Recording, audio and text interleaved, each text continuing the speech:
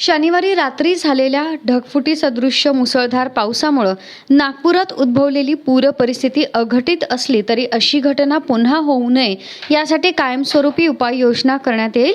ज्यांच्या घरांमध्ये पाणी शिरले त्या कुटुंबाला 10,000 रुपये प्रत्येकी, तर दुकानाचं नुकसान झालेल्यांना 50,000 रुपये प्रत्येकी सानुग्रह अनुदान देण्यात येईल, अशी माहिती आज आढावा बैठकीनंतर देण्यात आली। शनिवारी रात्री 2 ते 5 वाजेपर्यंत नागपूर शहरात विजांच्या कडकडाटासह ढगफुटी सदृश्य पाऊस झाल्यानं जनजीवन विस्कळीत झालं। त्यामुळे सकल भागात पावसाचं पाणी शिरलं, यामुळे सुमारे 10,000 घरांना नुकसान पोहोचलंय। केंद्रीय रस्ते वाहतूक महामार्ग मंत्री नितीन गडकरी, उपमुख्यमंत्री तथा जिल्ह्याचे पालकमंत्री देवेंद्र फडणवीस यांच्या उपस्थितीत महानगरपालिकेमध्ये आज संपूर्ण पूर परिस्थितीचा आढावा घेण्यात आला। बैठकीनंतर उपमुख्यमंत्री देवेंद्र फडणवीस यांनी पत्रकारांना ही माहिती दिली। रात्री 2 ते सकाळी 5 प्रचंड मोठा पाऊस झाला। ढगफुटी सदृश पावसाचा वेग आणि पावसाची तीव्रता होती। जवळपास या 4 तासामध्ये 109 मिलीमीटर एवढा प्रचंड पाऊस झाला आहे आणि त्यातले 90 मिलीमीटर हा केवळ 2 तासात झालेला आहे। त्यामुळे याची प्रचंड तीव्रता ही आपल्याला त्या ठिकाणी पाहायला मिळाली। यामुळे विशेषतः अंबाझरी तलाव जो आहे हा ओव्हरफ्लो झाला आणि याच्या ओव्हरफ्लोचं जे पाणी आहे ते नाग नदीतनं त्या ठिकाणी वाहते। त्यामुळे नाग नदीला मोठ्या प्रमाणात पूर आल्यासारखी स्थिती झाली आणि नाग नदीच्या किनाऱ्यावर जी काही त्या ठिकाणी सगळे लेआउट्स आहेत त्यातले विशेषतः जे थोडे खालच्या भागात आहेत या ठिकाणी खूप मोठ्या प्रमाणात पाणी त्या ठिकाणी भरलं।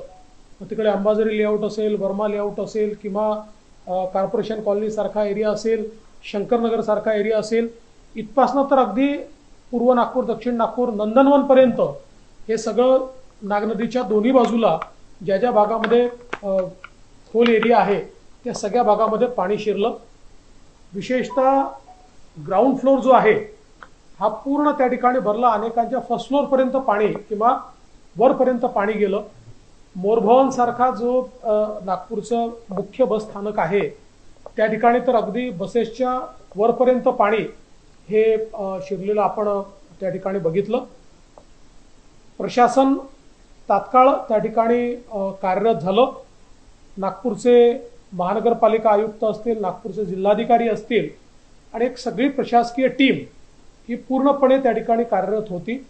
पत्रकारांशी बोलताना उपमुख्यमंत्री देवेंद्र फडणवीस यांनी आज झालेली घटना ही 25 ते 30 वर्षात होणारा एखादा अघटित घटनाक्रम आहे। अचानक झालेल्या ढगफुटी सदृश्य मुसळधार पावसामुळे उद्भवलेल्या स्थितीत 3 नागरिक मृत्युमुखी पडले असून 14 जनावरं दगावली आहेत। सर्व घटनाक्रमांचा पंचनामा सुरू करण्यात आलाय। NDRF, SDRF, लष्कर आणि स्थानिक प्रशासनाच्या मदतीनं अवघ्या 3 तासांमध्ये दुपारपर्यंत परिस्थिती पूर्वपदावर आणली। अतिशय उत्तम प्रकारे शासनानं बचाव कार्य केल्याचं त्यांनी सांगितलं। शाळा आणि महाविद्यालयांना आता सुट्टी देण्यात आलेली आहे आणि प्रशासन पूर्णपणे जागरूक असून त्या ठिकाणी पाहणी करून पंचनामे करणं, तात्पुरती मदत, पुढची मदत या सगळ्या गोष्टी या आता करण्यात येत आहेत। याच्यामध्ये एकूण 14 जनावरांचा मृत्यू झाल्याचं लक्षात आलेलं आहे आणि मला असं वाटतं की आता पाणी ओसरत असल्यामुळे परिस्थिती हळूहळू ठीक होते। तथापि लोकांना एवढीच आमची विनंती असणार आहे की कोणीही अफवांवर विश्वास ठेवू नये। प्रशासन पूर्णपणे जागरूक आहे आणि कुठल्याही परिस्थितीची अडचण असली तरी प्रशासनाशी संपर्क त्या ठिकाणी साधावा। नागपूर शहरातील ज्या घरांमध्ये पाणी शिरलं त्या घराची साफसफाई करण्याची जबाबदारी महापालिकेने घेतली आहे। उद्यापर्यंत हे काम पूर्ण करण्यात येईल। कोणत्याही घरामध्ये गाळ साचणार नाही।